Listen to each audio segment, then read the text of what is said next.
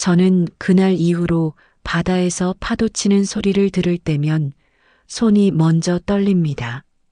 누군가는 바다가 좋다고 말하지만 제게 바다는 쳐다보는 것조차 두려운 곳이었습니다. 저는 조선인민군 해군 서해함대 8전대 5편대 소속 경비정에서 복무하던 24살 해군하사였습니다. 철갑이 낡아 비가 새고 배급은 한 달의 절반도 채 도착하지 않던 곳. 하지만 아무도 불평하지 않았습니다. 불평하는 순간 남조선 사상에 물들었다며 끌려나가던 동료들의 뒷모습을 모두 기억하고 있었기 때문입니다. 이 이야기는 제가 북한 황해도에서 태어나 20살 해군에 입대하여 2002년 제2연평해전을 치르고 북한에서 겪게 된 아무에게도 말하지 못했던 제 탈북의 기록입니다. 이야기 시작하기 전에 본 사연을 제보해 주신 분께 감사드리며 시청 전 구독과 좋아요를 눌러주시면 영상을 빠르게 전해드리는데 큰 힘이 됩니다. 오늘의 이야기 시작하겠습니다. 서해함대 8전대 5편대 소속 하사로 근무하고 있었습니다. 정확히 말하면 근무라기보다는 견디는 삶에 가까웠습니다. 군대에 들어오면 집보다 배를 든든히 채울 수 있을 줄 알았습니다. 하지만 현실은 반대였습니다. 식판에 올라오는 것은 잘 부서지는 검은 콩 몇 알과 신 냄새가 나는 배추국뿐이었습니다. 초소 생활은 단순했습니다. 새벽 5시 기상 나팔이 울리면 얼어붙은 갑판에 나가 점호를 받았습니다. 손이 시려도 차렷 자세를 흐트러뜨릴 수 없었습니다. 중대장 동지의 눈빛 하나가 일주일간의 영창을 의미했으니까요. 아침 교육은 늘 같은 내용이었습니다. 남조선은 적이다. 거긴 우리를 노리는 괴물 같은 곳이다. 이 말이 우리 머릿속에 못처럼 박혀 있었기 때문입니다. 저도 그렇게 믿으려 했습니다. 믿지 않으면 여기서 살아남을 수 없었으니까요. 하지만 이상한 일은 언제나 작고 조용하게 시작된다는 걸 그 무렵 처음 알았습니다. 어느 날 야간 근무 중이었습니다. 바람이 살을 베듯 차갑게 불어오던 날이었죠. 해군 경비정의 선체는 기름 냄새가 배어 있었고 군화 밑창은 얼음처럼 딱딱해져 있었습니다. 그때였습니다. 저 멀리서 기침 소리가 들렸습니다. 동료 병사 광철이 벽에 기대어 숨을 들이키고 있었습니다. 괜찮습니까? 제가 조심스레 물었습니다. 그는 손을 휘저으며 말했습니다. 괜찮소. 그냥 춥구만. 하지만 아니었습니다. 그의 얼굴은 희고 입술은 파랗게 말라 있었습니다. 며칠째 열이 내리지 않는다고 들은 기억도 났습니다.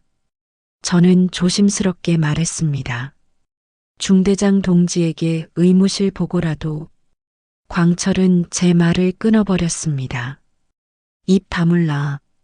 보고하면 나 혼나니까 안 돼. 그의 말투는 차갑지 않았습니다. 두려웠습니다. 정확히는 보고했다는 이유만으로 맞아 죽을까 두려운 표정이었습니다.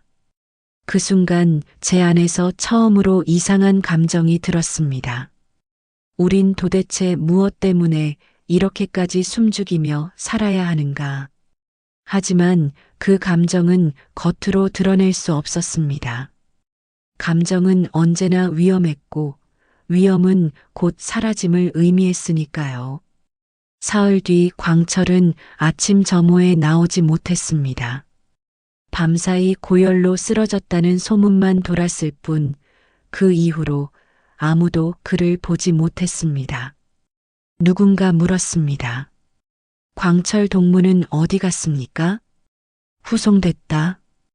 더 묻지 마라. 그게 전부였습니다. 우리는 더 이상 묻지 않았습니다. 묻는 순간 우리도 사라질 수 있다는 걸 알고 있었으니까요. 며칠 후 더 큰 균열이 생겼습니다.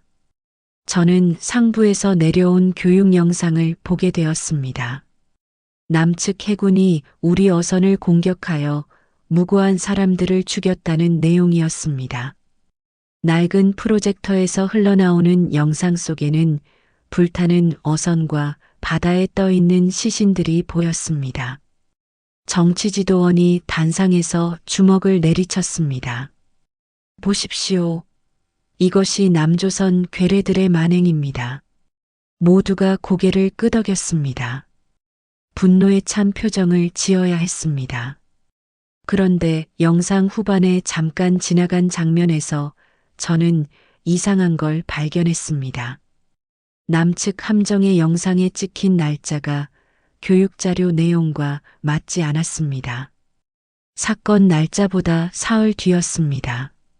순간 등골이 차갑게 내려갔습니다. 만약 영상 자체가 조작이라면 우리가 알고 있는 적은 정말 적이 맞는 걸까? 이 질문을 입 밖으로 꺼냈다면 아마 그 자리에서 바로 끌려갔을 겁니다. 저는 아무 말도 하지 않았습니다. 그저 다른 동료들처럼 고개를 끄덕이며 분노한 척했습니다. 하지만 제 안에서는 무언가가 조금씩 무너지기 시작했습니다. 그날 밤 깊은 파도 소리가 귓가를 때리던 그 순간 저는 누군가의 낮은 속삭임을 들었습니다. 철수 동무 혹시 우리 속고 있는 거 아입니까? 바로 옆 경계초소의 병사 동갑내기 명우였습니다. 그는 눈빛을 떨며 주변을 살폈습니다. 제가 묻기도 전에 그는 말했습니다. 그 영상 나도 이상하다고 느꼈습니다. 저는 숨을 들이켰습니다. 그의 말은 너무 위험했습니다. 하지만 이상하게도 그 말이 제 심장을 뛰게 했습니다. 누군가가 같은 생각을 한다는 사실만으로도 나는 더 이상 혼자가 아니었습니다. 저는 조심스럽게 고개를 끄덕였습니다. 나도 그렇습니다. 명우의 눈빛이 흔들렸습니다. 두려움과 안도가 동시에 섞인 표정이었습니다. 우리는 그날 밤 더 이상 말하지 않았습니다. 말하지 않아도 우리는 같은 생각을 하고 있다는 걸 알았습니다. 그날 이후 저는 잠을 이루기 어려웠습니다. 파도 소리가 귓가에 울릴 때마다 명우의 말이 떠올랐습니다. 우리가 속고 있는 건 아닐까? 그 질문 하나가 제 삶 전체를 흔들기 시작했습니다. 마치 미세한 균열이 언젠가 거대한 균열로 번질 것을 예고하는 것처럼 말입니다. 며칠 뒤 또 다른 사건이 일어났습니다. 새벽 점호 시간에 한 병사가 쓰러졌습니다. 영양실조였습니다. 의무병이 달려와 맥박을 짚더니 고개를 저었습니다. 중대장은 차가운 목소리로 말했습니다. 시신 정리하고 가족에게 전사 통지해. 전사, 그는 단 한 번도 전투에 나가지 않았습니다. 그저 굶어 죽었을 뿐입니다. 하지만 그의 죽음은 영웅으로 포장되었습니다. 저는 그 순간 깨달았습니다. 이곳에서는 진실이란 게 애초에 존재하지 않는다는 것을, 진실은 누군가에 의해 만들어지고 조작되고 강요되는 것일 뿐이라는 것을. 그날 밤 저는 침상에 누워 천장을 바라봤습니다. 낡은 천장에는 곰팡이 자국이 얼룩덜룩하게 번져 있었습니다.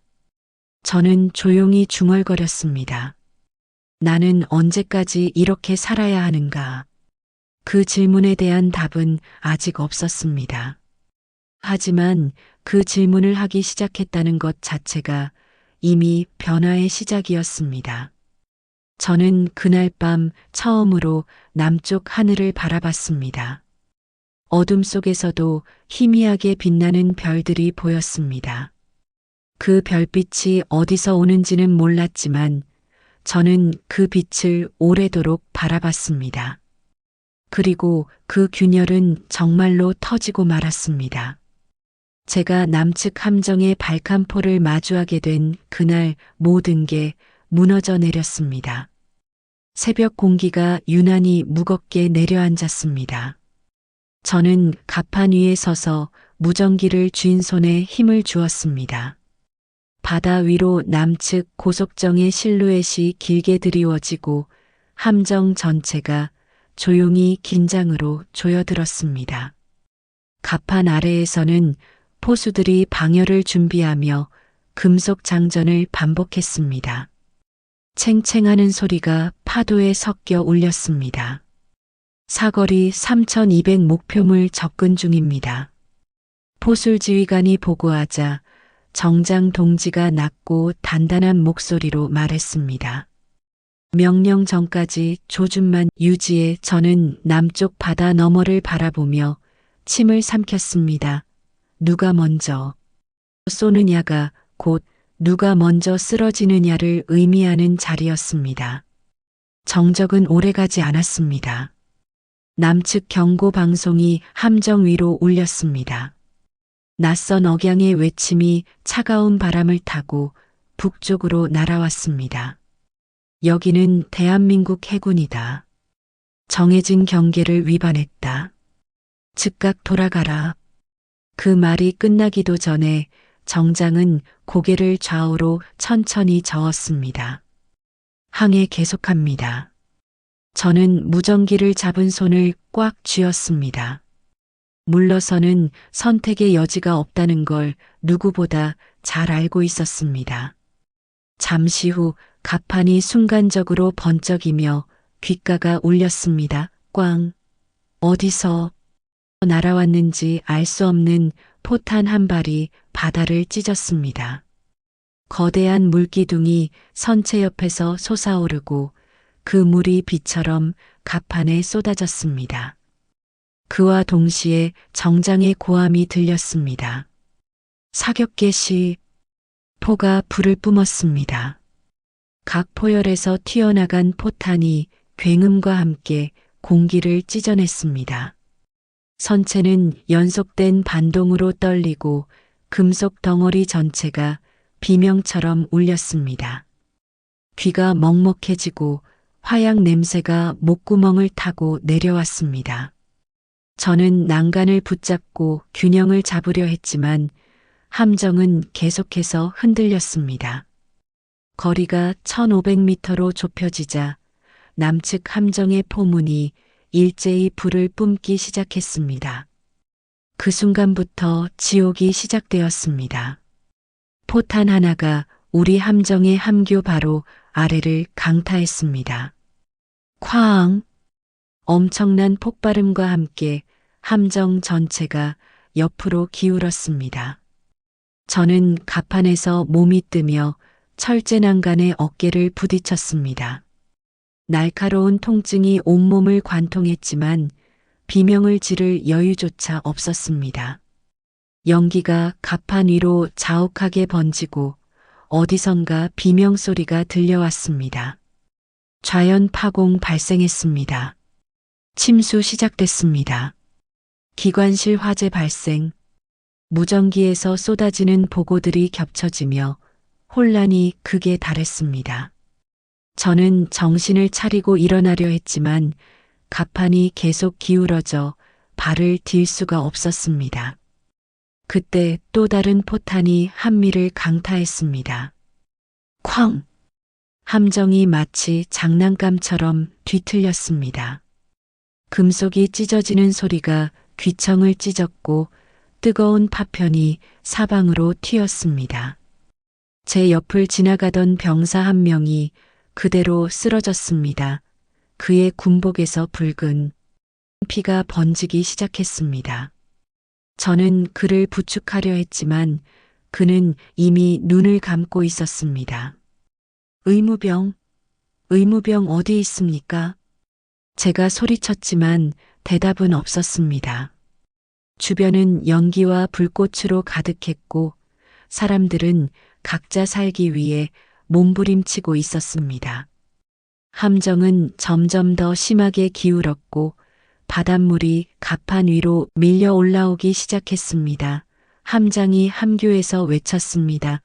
모든 포로 집중, 사격, 기관실 최대 출력. 하지만 이미 늦었습니다. 남측 함정은 우리보다 빠르고 정확했습니다. 연속으로 날아오는 포탄이 우리 함정을 갈기갈기 찢어놓기 시작했습니다. 좌연에서 또 한 번 폭발이 일어났고 함정은 거의 45도 가까이 기울었습니다. 배를 버려야 합니다. 누군가 소리쳤지만 정장은 고개를 저었습니다. 후퇴, 북으로, 기관실에서 검은 연기가 치솟았습니다. 엔진이 끊어지는 소리가 들렸고 함정의 속도가 급격히 떨어졌습니다. 하지만 기적적으로 추진력은 완전히 끊기지 않았습니다. 함정은 비틀거리며 북쪽을 향해 방향을 틀기 시작했습니다. 남측 함정이 추격해 왔습니다. 포성이 계속 이어졌고 물기둥이 우리 주변에서 연달아 솟아올랐습니다. 하지만 거리가 점점 벌어지기 시작했습니다. 남측은 경계선을 넘어서까지 추격하지 않았습니다. 함정은 반쯤 물에 잠긴 채 간신히 북으로 향했습니다. 갑판 위는 아비규환이었습니다. 부상자들의 신음소리가 파도 소리와 섞였고 불타는 함교에서는 여전히 연기가 피어올랐습니다. 저는 난간을 붙잡고 주저앉았습니다. 온몸이 떨렸고 귀에서는 계속 윙윙거리는 소리가 났습니다. 명우가 피투성이가 된 얼굴로 제게 다가왔습니다. 철수 동무 괜찮습니까? 저는 고개를 끄덕였습니다. 괜찮지 않았지만 괜찮다고 말해야 했습니다. 명우의 왼팔에서 피가 흘러내리고 있었습니다. 동무팔이 괜찮습니다. 파편 맞았을 뿐입니다. 우리는 서로를 바라보며 아무 말도 하지 못했습니다. 우리가 살아남았다는 사실이 기쁨이 아니라 공포로 다가왔습니다. 함정이 북측 항구에 도착하면 무슨 일이 벌어질지 우리는 너무나 잘 알고 있었습니다. 2시간 뒤 함정은 겨우 항구에 닿았습니다. 선체는 곳곳이 찢어지고 구멍이 뚫려 있었습니다. 갑판은 피와 기름으로 범벅이 되어 있었고 불에 탄 자국이 여기저기 남아 있었습니다. 부두에는 이미 군관들과 보위부 요원들이 줄지어 서 있었습니다. 그들의 얼굴에는 환영의 빛이 없었습니다. 오직 차가운 시선만이 우리를 향하고 있었습니다. 저는 그 순간 깨달았습니다. 우리는 살아 돌아온 영웅이 아니라 신문을 받아야 할 생존자일 뿐이라는 것을. 함정에서 내리는 순간 한 보위부 요원이 낮은 목소리로 말했습니다. 생존자 전원 군보위부로 이동. 저는 피 묻은 군복을 입은 채 줄지어 걷기 시작했습니다. 뒤를 돌아보니 우리가 타고 온 함정이 반쯤 가라앉은 채 부두에 매여 있었습니다. 그 모습이 마치 우리의 운명을 예고하는 것 같았습니다. 바다에서 겨우 살아남았지만 이제 더 큰 지옥이 우리를 기다리고 있었습니다. 해전이 끝난 뒤 우리는 살아남았다는 사실만으로 죄인이 되었습니다. 부상 부위를 붕대로 감은 채 항구에 도착하자마자 군관들보다 먼저 나를 맞이한 건 날 선 시선과 침묵이었습니다. 환영은 없었습니다. 그저 왜 살아 돌아왔는가를 묻는 듯한 차가운 눈빛뿐이었습니다. 부두 한쪽에선 이미 몇 명의 승조원들이 줄지어 세워져 있었습니다. 그들의 표정에는 혼란과 두려움이 그대로 박혀 있었고 군복에는 아직 검은 그을음이 배어 있었습니다. 그때 들려온 차가운 명령이 지금도 귀에서 떨어지지 않습니다. 생존자 전원 보입으로 이동해 저는 숨을 들이켰습니다. 전투에서 살아남은 우리에겐 신문이 시작되었습니다. 군보이부 건물은 돌벽과 철문으로 둘러싸인 어두운 공간이었습니다. 안으로 들어서자마자 손과 발이 묶였고 질문이 이어졌습니다. 남측 함정의 위치는 정확히 어디였나? 누가 먼저 사격 명령을 받았나? 전투 중 도망간 자는 없었나? 질문은 끝없이 이어졌습니다. 남측 함정의 위치, 공격 타이밍, 사격 명령, 통신 내용. 하나만 빼고는 전투 내용을 묻지 않았습니다. 누가 비겁하게 숨었는가? 그 질문에 담긴 의도는 너무도 분명했습니다. 누군가를 희생양으로 삼아야 한다는 뜻이었습니다. 틈만 나면 군관들은 폭언을 퍼부었습니다. 남조선 함정 하나 제대로 목격침하고 살아 돌아왔다고? 너희 중에 분명 배반자가 있다. 전투 중 저를 스쳐 지나간 파편을 보여도 그들의 시선은 흔들리지 않았습니다. 저의 부상은 그들에게 단지 임무 불이행의 증거로 쓰일 뿐이었습니다. 며칠 뒤 밤중에 3명이 끌려나갔습니다.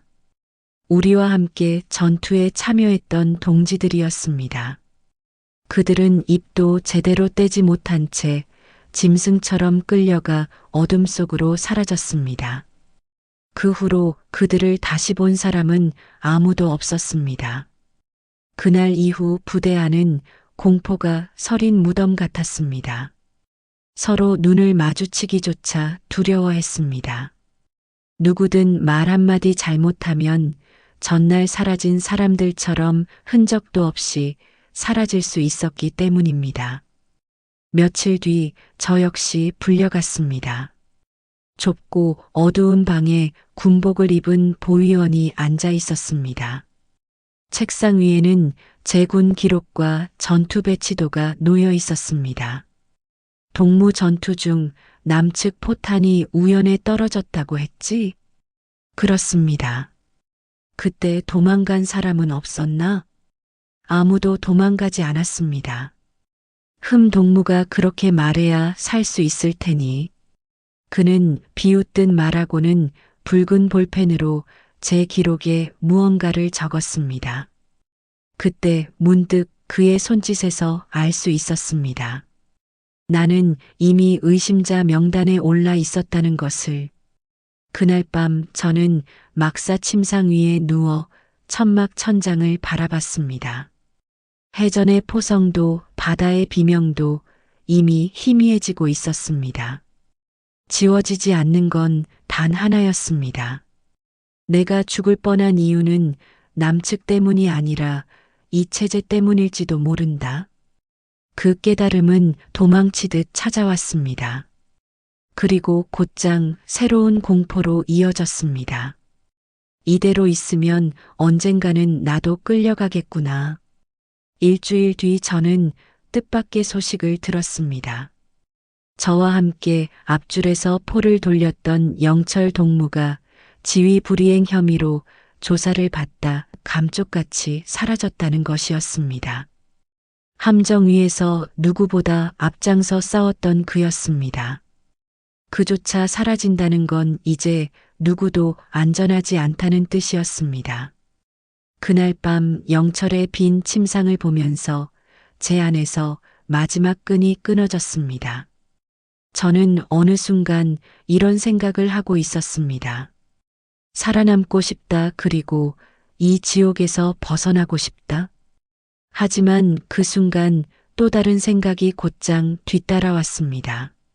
만약 내가 사라지면 집에 있는 어머니와 여동생은 어떻게 될까?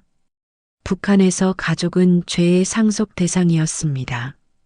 제가 의심을 받으면 가족까지도 처벌을 피할 수 없었습니다. 그러나 역설적으로 그 사실이 저를 더욱 절박하게 만들었습니다. 제가 이곳에 남아 언제든 숙청될 수 있는 인간으로 살아간다면 어머니와 여동생은 제가 사라진 죄를 평생 짊어지고 살아가야 했습니다. 오히려 떠나는 것이 그들을 돌보는 길일지도 모른다는 생각이 들었습니다. 저는 그날 이후 매일 밤 몰래 지도를 그리며 경로를 계산했습니다. 해류 조류 거리 조명 순찰 시간. 그리고 마지막 페이지에 이렇게 적었습니다. 살기 위해서가 아니다. 내 가족이 죄를 뒤집어 쓰지 않게 하기 위해서다. 그렇게 저는 탈북이라는 단어를 처음으로 제 인생의 한가운데에 올려놓았습니다. 망설임 없이 되돌릴 수 없다는 것을 알면서도 말입니다. 하지만 결심만으로는 부족했습니다.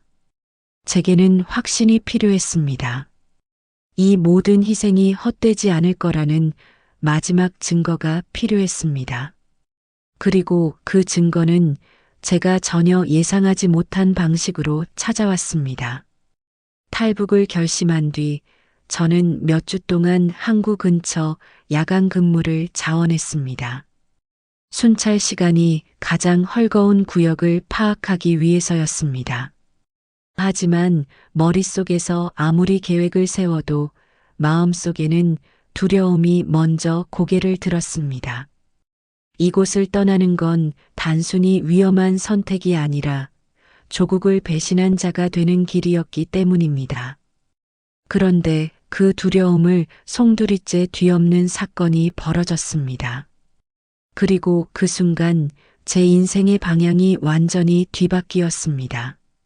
어느 저녁 저는 정비고에서 부품 상자를 나르던 중 군관들이 나누는 대화를 우연히 듣게 되었습니다. 그들은 술 기운이 올라와 있었고 목소리를 조용히 하는 노력조차 하지 않았습니다. 이번 해전 전사자 수 발표했나? 6명으로 조정했다더라. 실제는 12명이 넘었는데 가족들한테는 뭐라고 했대? 영웅적으로 싸우다 죽었다고 하면 되지. 현장 상황을 알 필요가 있나? 저는 몸이 순간 굳어버렸습니다. 우리가 함께 싸우다 잃은 동지들의 죽음이 단지 조정의 대상이었다는 사실. 그들의 삶과 죽음이 관리되는 숫자라니. 이건 전쟁이 아니라 누군가에게는 기회였던 것입니다. 제 손에서 상자가 미끄러져 바닥을 쾅 하고 울렸습니다. 군관들은 잠시 저를 보더니 아무 말 없이 지나갔습니다. 그 순간 깨달았습니다. 아, 우리 목숨의 가치는 이미 없구나. 그 충격은 탈북 결심을 단단하게 굳혀주었습니다. 며칠 뒤 동료 중 한 명이 조용히 제 손에 낡은 라디오 하나를 쥐어주었습니다. 영철이 사라지기 전 자주 듣던 금지된 라디오였습니다. 이거 영철 동무가 마지막으로 남겼습니다. 그가 꼭 동무에게 전해달라고. 라디오 안에는 작은 종이 쪽지가 접혀 들어 있었습니다. 준혁아, 남조선은 우리가 배운 곳이 아니다. 거짓말에 속지 마라. 내가 들으면 알게 될 거다. 저는 떨리는 손으로 라디오의 해진 다이얼을 돌렸습니다. 씩씩 잡음 사이로 사람 목소리가 흘러나왔습니다. 북한군 전투원들에게 희생이 컸습니다. 남한은 구조 신호를 보냈지만 포격이 멈추지 않아. 저는 순간 숨이 막혀왔습니다. 남한이 구조 신호를 보냈다고? 우리는 그런 사실을 들은 적도 본 적도 없었습니다. 우리가 배운 이야기와 전쟁의 진실이 완전히 다르다는 사실이 온몸을 전율처럼 타고 지나갔습니다. 그리고 영철이 왜 사라졌는지, 그가 어떤 진실을 보았는지 확실하게 알 수 있었습니다. 동무야, 너도 나처럼 죽느니 탈출해야 한다고 생각했구나. 라디오를 끄는 순간 제 안에서 무엇인가 완전히 부서졌습니다. 하지만 진짜 충격은 그 다음에 왔습니다. 탈북 날짜를 정한 바로 그날 밤 기적처럼 제 손에 또 다른 진실이 들어왔습니다. 항구 관측소에서 경계 근무를 서던 중 지휘실 탁자 위에 놓인 보고서 한 장이 바람에 날려 바닥에 떨어졌습니다. 저는 무심결에 그것을 주워 정리하려다 제목을 보고 몸이 굳어버렸습니다. 해전 상황 은폐 및 남측 도발 프레임 유지 방안. 그 아래에는 이렇게 적혀 있었습니다. 실제 교전 발생 원인은 북측의 항로 침범에 있음. 국가 체면 유지를 위해 사실을 전면 차단할 것. 저는 읽을수록 심장이 미친 듯이 뛰었습니다. 세상의 해전의 시작이 남측 공격이 아니라 우리의 항로 침범 때문이었다니.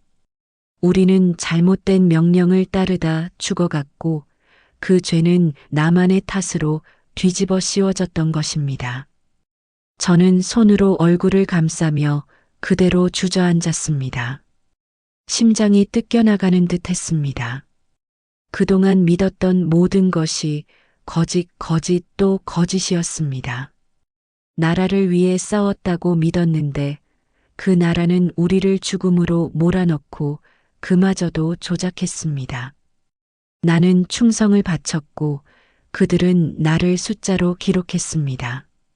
그 순간 갑자기 하나의 이미지가 머릿속을 스쳤습니다.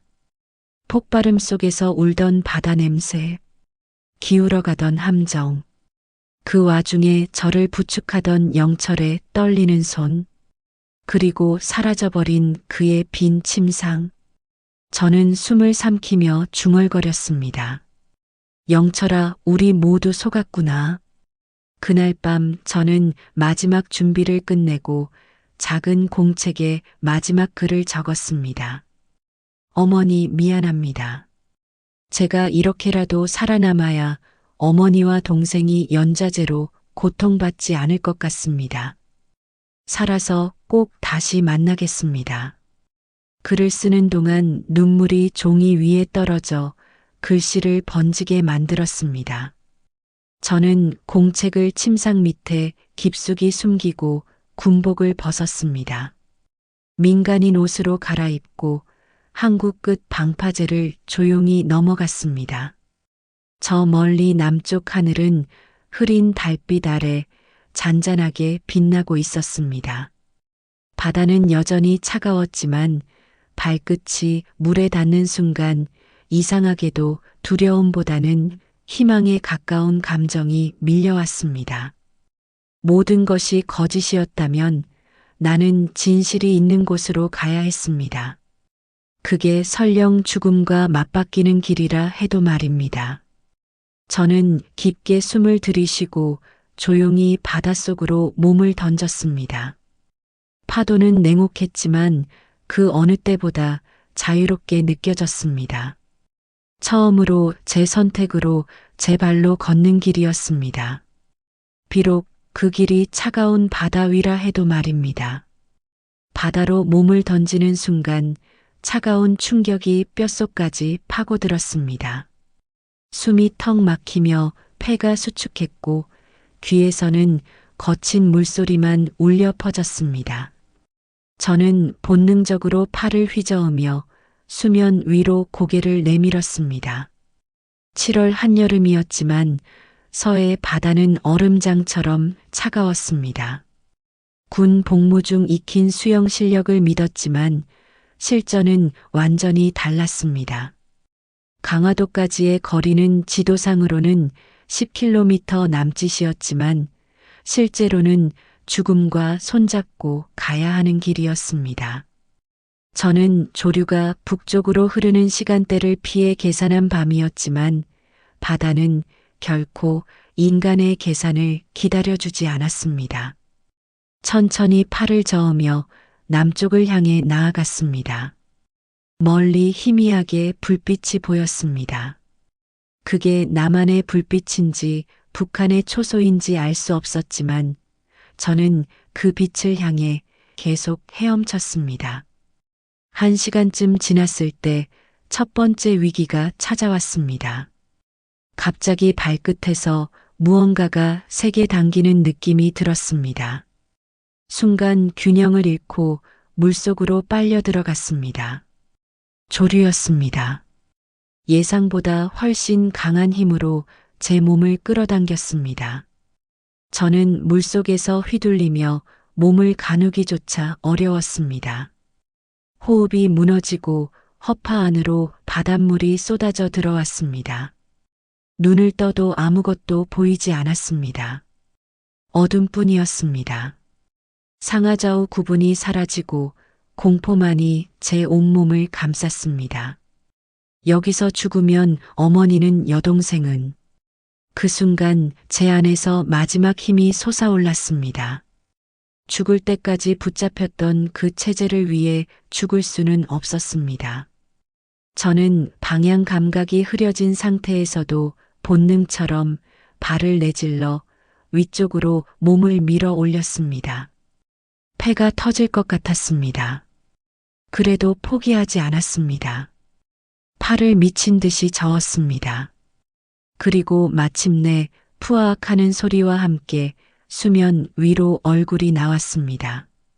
차가운 공기가 폐로 밀고 들어왔고 저는 물 위로 얼굴을 겨우 내밀며 크게 숨을 들이켰습니다. 살았다, 제발 살 수만 있다면. 눈에서는 뜨거운 눈물이 흘렀지만 바닷물에 섞여 누구도 알아볼 수 없었습니다.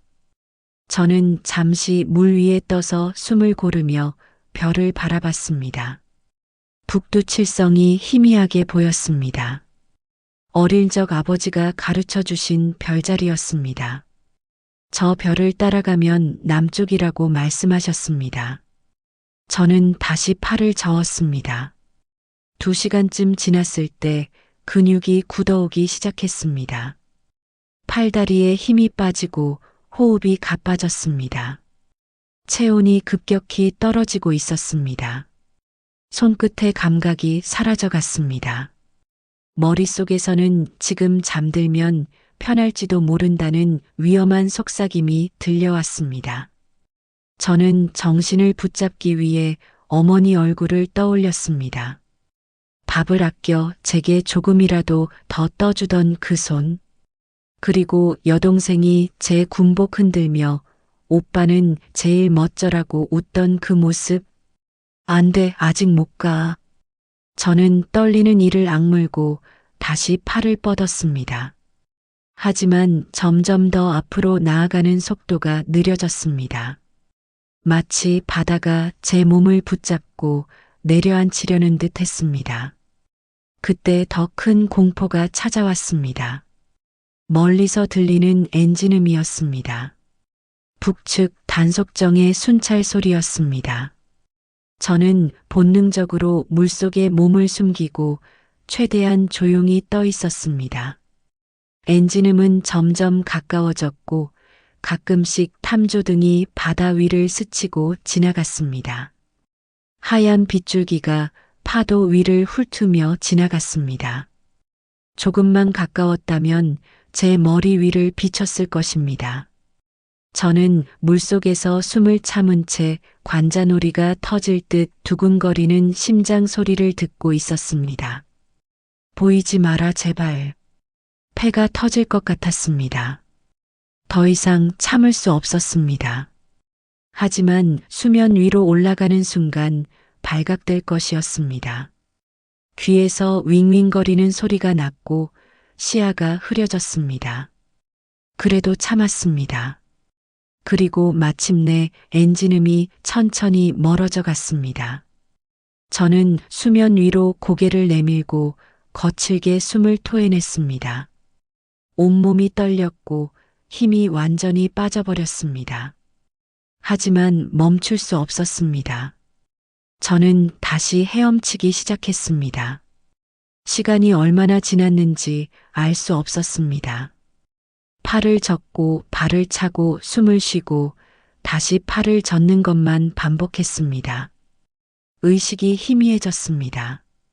이게 꿈인지 현실인지 구분이 가지 않았습니다.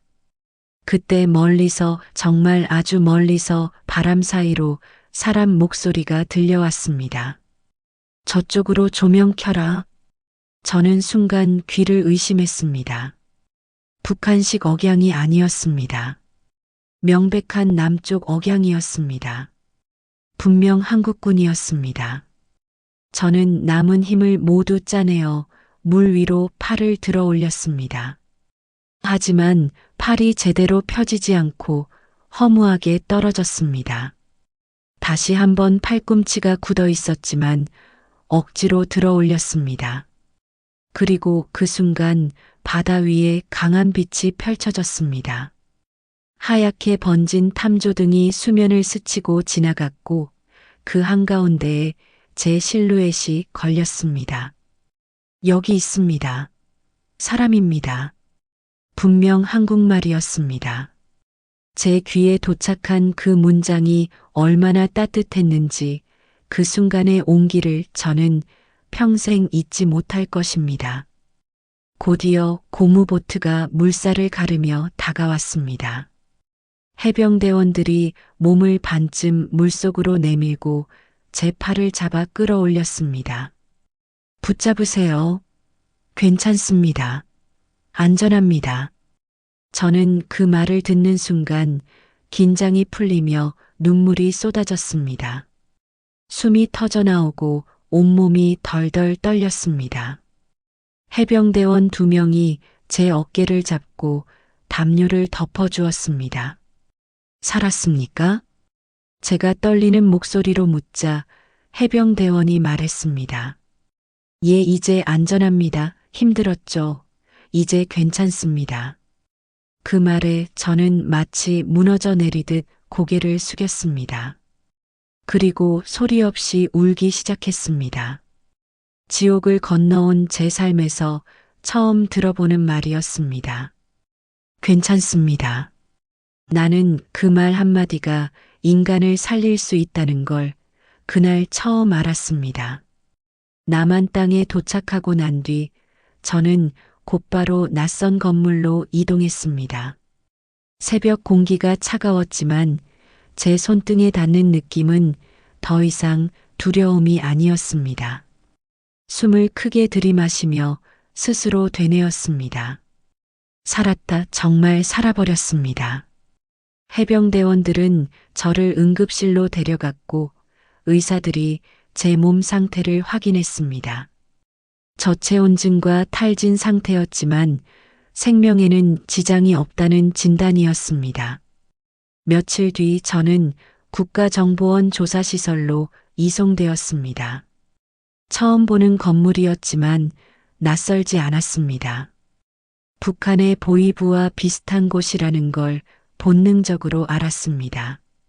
하지만 분위기는 완전히 달랐습니다. 들어서는 순간부터 느껴지는 차이가 있었습니다. 위협이 아닌 절차였습니다.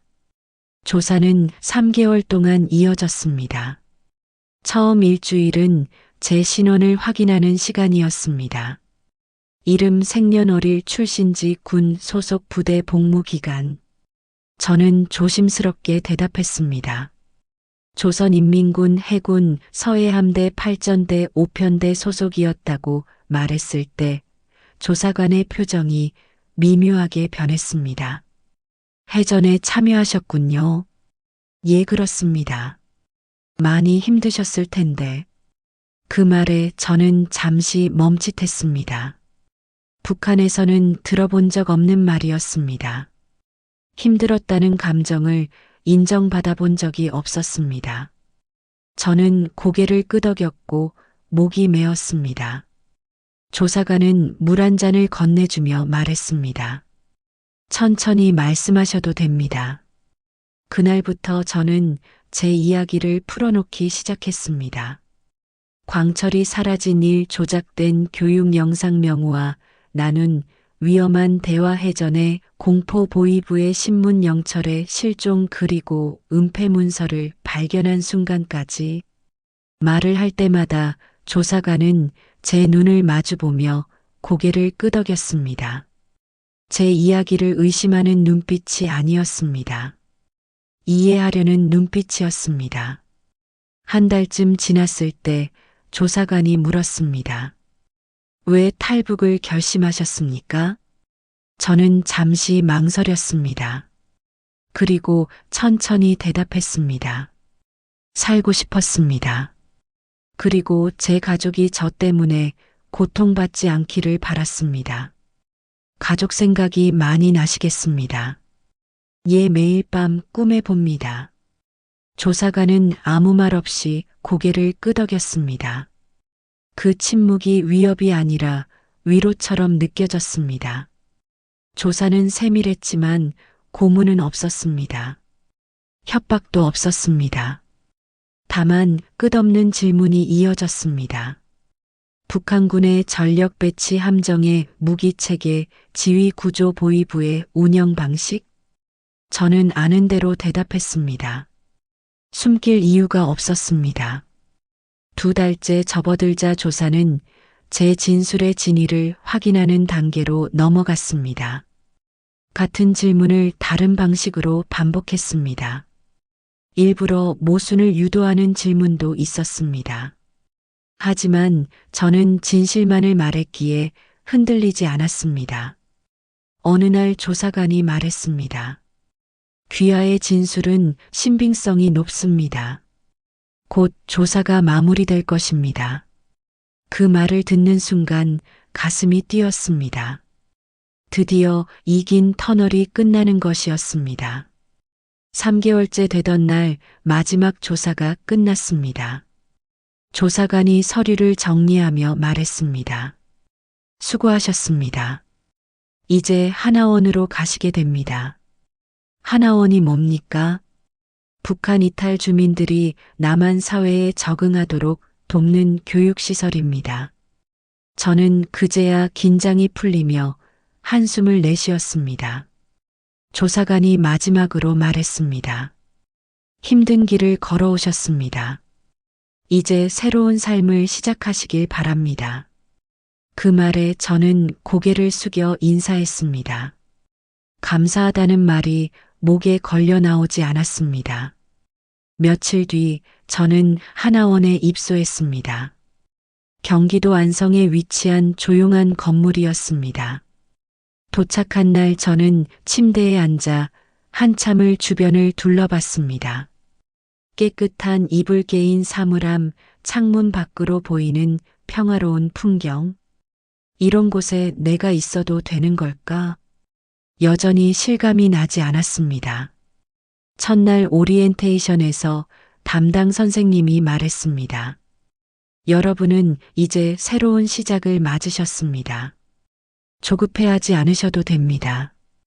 저는 그 말을 곱씹으며 창문 밖을 바라보았습니다. 유리창 너머로 햇살이 비스듬히 들어오고 있었는데 그 빛이 제 손등에 닿자 괜히 눈시울이 뜨거워졌습니다. 이게 자유라는 걸까요?